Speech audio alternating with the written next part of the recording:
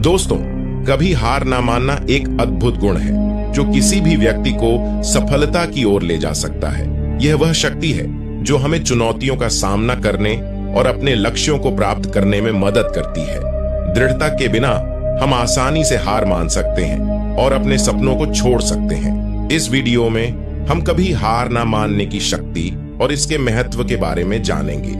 हम इस गुण के कुछ प्रसिद्ध उदाहरण को भी देखेंगे और सीखेंगे कि हमसे अपने जीवन में कैसे विकसित कर सकते हैं। चाहे आप अपने करियर, अपने रिश्तों या अपने व्यक्तिगत विकास में सफल होना चाहते हैं, दृढ़ता आपके पास सबसे महत्वपूर्ण उपकरणों में से एक है। यह वीडियो आपको वह प्रेरणा देगा जो आपको आगे बढ़ने और अपने लक्ष्यों को प्राप्त करने के लिए आवश्यक है। तो आइए इसे आज की बौद्ध कहानी के माध्यम से समझते हैं कि दृढ़ता क्या है और यह हमारे जीवन में कैसे परिवर्तन ला सकती है। एक बार एक बहुत ही दुखी व्यक्ति एक महात्मा के पास आकर कहता है, हे महात्मा, मैं अपने जीवन से बहुत दुखी हूँ। मैं अपने बीवी बच्चों और अपने परिवार को भी खुश नहीं रख सकता। मैं अपने लिए भी कुछ नहीं कर पा रहा। कभी कभी तो मुझे अपनी जिंदगी को खत्म कर देने के भी ख्याल आते हैं। आप इतनी साधनाएं करते हैं, इतनी तपस्या करते हैं, क्या आप मुझे कोई ऐसा मार्ग बता सकते हैं जिससे मैं अपने बुरे वक्त से बाहर आ सकूं? मेरा बहुत बुरा समय चल रहा है। 2 वक्त की रोटी का इंतजाम करना भी मेरे लिए बहुत मुश्किल हो गया है। अब आप ही बताइए कि ऐसे वक्त में मैं जिंदा रहूं तो कैसे रहूं? कैसे अपने परिवार को खुश रखूं? कृपया करके कोई साधारण सा तरीका बताने की अनुकंपा करें ताकि मैं आसानी से समझ सकूं, क्योंकि मैं बहुत पढ़ा लिखा नहीं हूं। अगर आप बड़ी बड़ी ज्ञान की बातें करेंगे तो शायद मैं कभी समझ भी नहीं पाऊंगा। यह सुनकर महात्मा ने मुस्कुराते हुए कहा कि तुम एक काम कर सकते हो। मेरा उसने सामने की तरफ इशारा करते हुए कहा कि उस ऊंची पहाड़ी पर एक मंदिर है और उस मंदिर के पास चींटियों का एक घर है जहां पर हजारों चींटियां रहती हैं। तुम्हें सुनने में बड़ा अजीब लगेगा, लेकिन वह चींटियां उस मंदिर की जमीन को खराब कर देती हैं। उस मिट्टी की उपजा शक्ति वह खत्म कर देती है, जिसके कारण वहां पर कोई भी पेड़ या कोई भी घास पनप नहीं पाती है। तुम मेरा एक काम करो, उसके बाद मैं तुम्हें तुम्हारे सारे सवालों के जवाब दूंगा। तुम 7 दिन तक रोज उस पहाड़ी पर जाओ और उस चींटियों के घर को तहस नहस कर दो, उसको तोड़ दो। जब भी तुम्हें कोई चींटियों का घर दिखे मंदिर के आसपास, तो उसे वहीं पर तहस नहस कर देना। लेकिन याद रहे, घर को तोड़ने में कोई भी चींटी मरने नहीं चाहिए। इस बात को समझने का प्रयास करते हुए वह युवक वहां से चला गया। शायद उसको कुछ समझ में नहीं आया था कि महात्मा जी ऐसा क्यों करवा रहे हैं। वह तो उन चींटियों पर अन्याय कर रहे हैं, उनका घर तोड़वा रहे हैं, उन्हें नुकसान पहुंचा रहे हैं। आखिर कौन महात्मा ऐसा करेगा? लेकिन फिर भी उस महात्मा की बात मानते हुए वह अगले दिन से ही पहाड़ी पर जाना शुरू कर देता है। जब वह पहले दिन पहाड़ी पर पहुंचता है तो देखता है कि बहुत सारी चींटियां अपना खाना जुटाने में लगी हुई हैं। सारी चींटियां कतार से चल रही थीं और अनाज के छोटे छोटे कण उठाकर अपने घर में जमा करती जा रही थीं। यह देखकर पहले तो उस युवक का मन कमजोर पड़ गया। उसने सोचा कि यह इतनी मेहनत करके अपना घर भर रही हैं और मैं इनके घर को तबाह कर दूंगा तो इनको कितना बुरा लगेगा। लेकिन फिर उसने उस महात्मा की बात याद करते हुए उस घर को तोड़ना शुरू कर दिया। जल्द ही चींटियों में हाहाकार मच गया। वह इधर उधर दौड़ने लगी। अभी तक जो कतार में चल रही थी, अब वह बिखर गई और इधर उधर अपनी जान बचाने के लिए भागने लगी। थोड़ी देर में घर टूट गया और सारी चींटियां इधर उधर छुपने के लिए भाग चुकी थी। यह सब करने के बाद वह युवक दुखी मन से वापस अपने घर पर लौट आया। उसका मन परेशान था, दुखी था, पश्चाताप से भरा हुआ था। फिर उसने अपने बिस्तर पर रात में लेटे लेटे ही सोचा कि अब तो उन चींटियों का घर तबाह हो चुका है। अब वहां वापस जाने से क्या प्रयोजन है? अब क्या फायदा होगा? क्योंकि चींटियों का घर तहस नहस करने के लिए महात्मा जी ने कहा था, जो मैं कर चुका हूं। लेकिन फिर कुछ सोचकर अगले दिन उसने फिर से जाने का निश्चय किया और अगले दिन सुबह सुबह उठकर वह वापस उसी पहाड़ी पर पहुंच जाता है। पहाड़ी पर पहुंचकर वह उसी जगह पर पहुंचता है जहां पिछली सुबह उसने उस घर को तहस नहस कर दिया था। लेकिन वह यह देखकर चौंक जाता है कि उन चींटियों ने फिर से अपना घर उसी जगह पर बना लिया था और अब वह फिर से अपने घर के लिए सामान इकट्ठा करने में जुटी हुई थी। उस आदमी को देखकर लगा कि यह चींटियां कितनी मूर्ख हैं। इनको पता है कि कल ही इनका घर इसी जगह पर तबाह किया गया है और उसी जगह पर उन्होंने अपना नया घर भी बना लिया। और यह सोचकर वह आदमी हंसने को हुआ, लेकिन फिर से महात्मा की बात याद करते हुए उसने उन चींटियों का घर फिर से तबाह करना शुरू कर दिया। फिर से उन चींटियों में हलचल मच गई और थोड़ी देर में वह चींटियां इधर उधर अपनी जान बचाने के लिए भागने लगी। कुछ ही देर में उनका घर फिर से नष्ट हो गया और वह युवक थोड़ा संतोष के भाव से कि इस बार तो मैंने अच्छी तरह से उस घर को तबाह कर दिया है, अब तो वह चींटियां यहां पर अपना घर बना ही नहीं पाएंगी। इसीलिए जाने से पहले उसने उस घर पर ठंडा पानी भी डाल दिया ताकि चींटियां वहां पर अपना घर ना बना सके। और इस तरह अपना कर्म पूरा करके वह युवक फिर से अपने घर लौट आया। आज रात में सोते वक्त फिर से वह इंसान यही सोच रहा था कि क्या महात्मा यह सही काम करवा रहे हैं? क्या किसी का घर तबाह करना किसी सिद्ध पुरुष को शोभा देता है? क्या हो अगर वह महात्मा सिद्ध पुरुष हो ही ना, क्या होगा अगर वह मुझे बेवकूफ बना रहे हो? लेकिन फिर उसने निश्चय किया कि मैं अपने काम को पहले पूरा कर लेता हूँ, उसके बाद ही पता चलेगा कि महात्मा मुझसे ऐसा क्यों करवा रहे थे। और यही सोचकर वह रात में सो जाता है। अगले दिन सुबह उठकर वह फिर से उसी पहाड़ी की ओर निकल जाता है। पहाड़ी पर पहुंचकर वह उसी जगह पर पहुंचता है जहां पर उसने उनके घर को तबाह कर दिया था और वह यह देखकर खुश हो जाता है कि वहां पर कोई भी घर नहीं था। सारी चींटियां वहां से भाग चुकी थीं। अब उसने सोचा कि अब मेरा रोज रोज आने का क्या प्रयोजन, क्योंकि चींटियां तो अपना घर बदल चुकी हैं और महात्मा जी ने मुझे 7 दिन आने के लिए कहा था, लेकिन आज तो तीसरा ही दिन है। अब बाकी 4 दिन वापस आने का क्या प्रयोजन है? और यही सोचकर उसने निश्चय किया कि यहां से वह सीधा उसी महात्मा के पास जाएगा और उनको यह सारी खबर बता देगा। जब वह वापस मुड़कर उस पहाड़ी से उस महात्मा की कुटिया की तरफ जाने लगा तो उसने देखा तो अचानक उसकी नजर एक और घरदे पर पड़ी जो कि चींटियों का ही बनाया हुआ था। मतलब कि वह घरौंदा चींटियों ने ही बनाया था और अब वह चींटियां नए घर में वास कर चुकी थीं। यह नया घर उनके पुराने घर से थोड़ी ही दूरी पर था और जब उस युवक की नजर उस घरदे पर पड़ी तो उसने सोचा कि शायद महात्मा को पता था कि यह चींटी अपना घर यहां से बदलकर किसी दूसरी जगह पर बना लेगी, इसीलिए उन्होंने मुझे 7 दिन आने के लिए कहा था। और यह विचार करके वह उसका नया घर भी तोड़ने के लिए पहुंच जाता है। जब वह वहां पहुंचा तो चींटियां उसी तरह अपने कार्य में लगी हुई थीं। वह अपने लिए खाना इकट्ठा कर रही थी और अपने घर में जमा करती जा रही थी। जो पुराना घर टूटा था वहां भी अनाज के कण बचे हुए थे और चींटियां वहां से भी अनाज इकट्ठा कर करके अपने नए घर में ला रही थीं। अब यहाँ पर फिर से युवक का मन थोड़ा कमजोर पड़ गया, क्योंकि वह खुद भी कमजोर था, खुद भी वक्त का मारा हुआ था। इसीलिए उसके मन में उन चींटियों के प्रति दया का भाव उमड़ रहा था। उनके ऊपर उसे दया आ रही थी। वह चाहता था कि उनकी मदद करें, लेकिन वह उल्टा उनको नुकसान पहुंचा रहा था। लेकिन उस महात्मा की बात याद करते हुए उसने फिर से उस घर को तोड़ने का निश्चय किया और उसने इस बार बड़ी ही सावधानी के साथ बिना किसी चींटी को कोई नुकसान पहुंचाए वह घर तबाह करना शुरू कर दिया। वक्त थोड़ा ज्यादा लगा, क्योंकि किसी भी चींटी को नुकसान ना पहुंचाने की शर्त महात्मा ने पहले ही दे रखी थी। इसीलिए उसको बड़ी सावधानी के साथ उन घरों को तबाह करना था।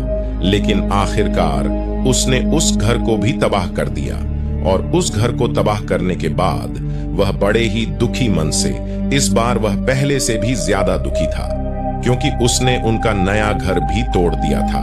वह उन चींटियों को बसने ही नहीं दे रहा था और वह अब अपने आप को शैतान या दानव समझने लगा था। लेकिन फिर भी उस महात्मा की बात को मानते हुए वह अपने घर पर दुखी मन से वापस आ गया।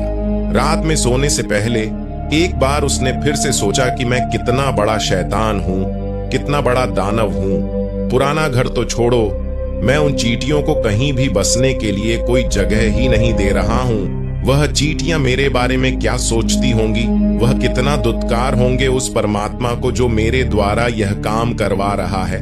लेकिन फिर भी उसने अगले दिन जाने का निश्चय किया और अगले दिन सुबह सुबह वह फिर से वहां पर पहुंच गया। वह यह देखकर फिर से आश्चर्यचकित रह जाता है कि इस बार चींटियों ने एक और नई जगह पर अपना घर बना लिया था।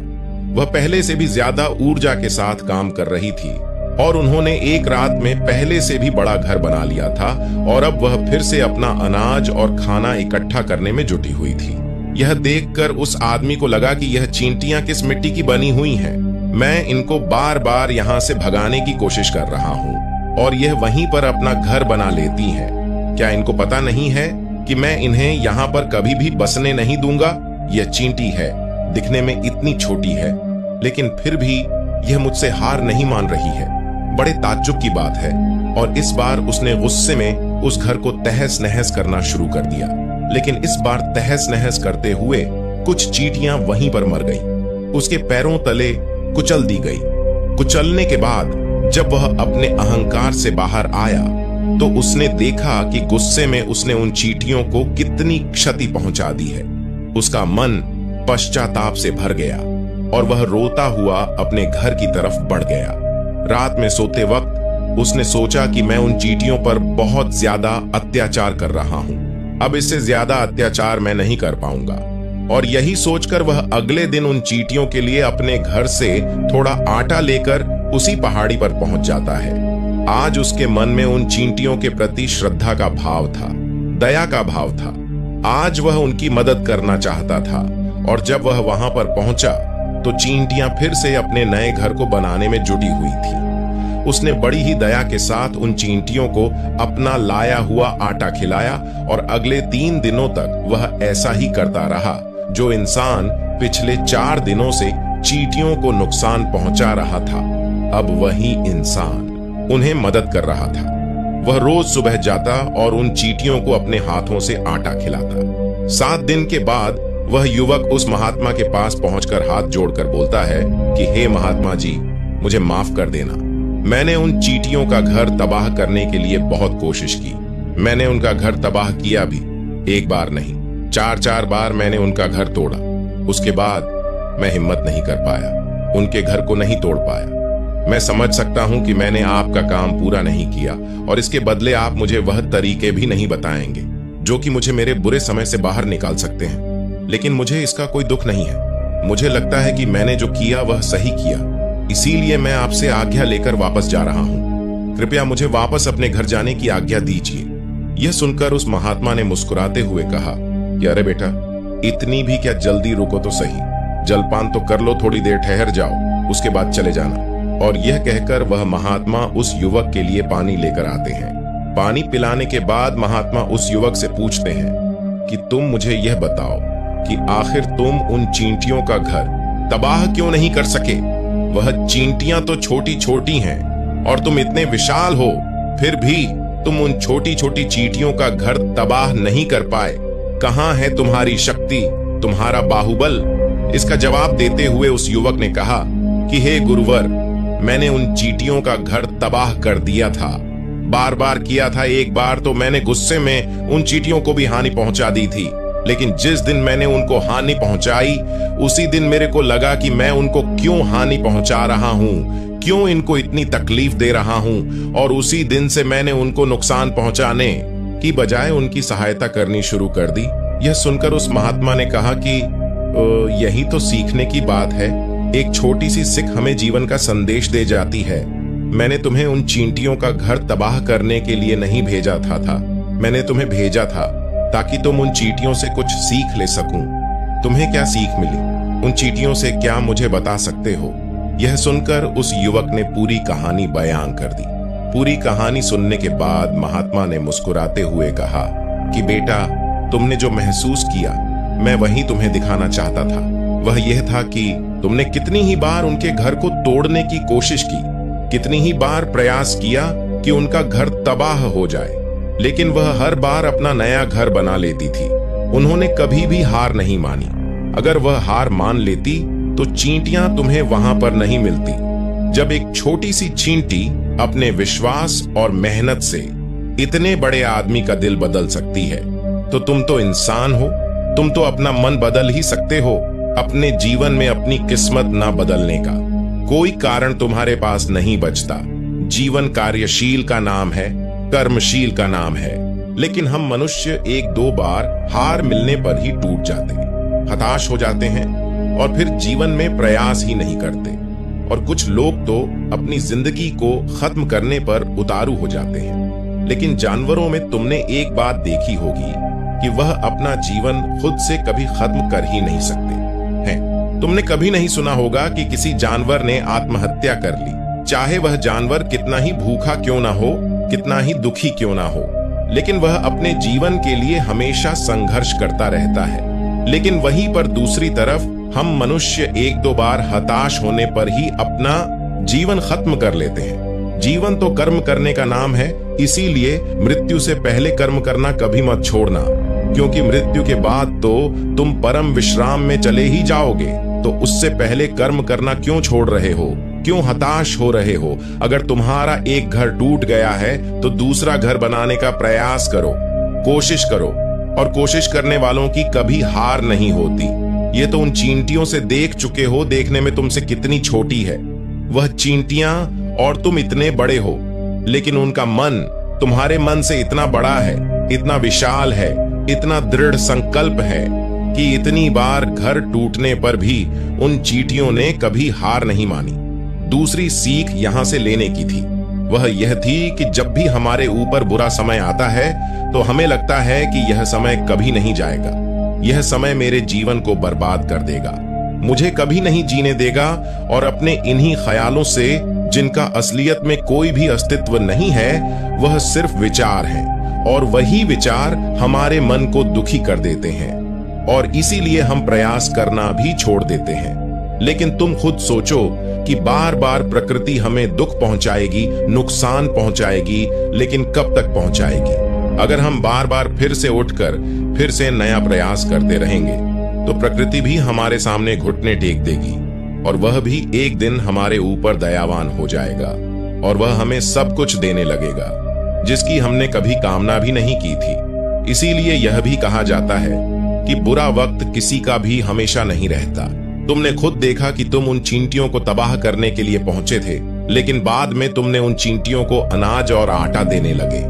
तुम ही उन पर कृपालु हो गए। क्यों हुए? क्योंकि तुमने देखा कि वह चींटियां हार ही नहीं मान रही हैं। इसी तरह अगर तुम भी कभी अपने आप से हार नहीं मानोगे तो एक ना एक दिन यह प्रकृति तुम्हें वह सब कुछ देगी जो तुम अपने जीवन में पाना चाहते हो। इसीलिए हमेशा याद रखना, हमें बिना रुके, बिना थके और बिना परिणाम की चिंता के बस कार्य करते जाना है। और दूसरा यह कि एक ना एक दिन प्रकृति तुम्हारे उस कर्म का परिणाम तुम्हें जरूर देकर ही रहेगी। तो दोस्तों, उम्मीद है इस वीडियो से आपको काफी कुछ सीखने को मिला होगा और अगर कुछ सीखने को मिला हो तो हमारे इस वीडियो को लाइक, शेयर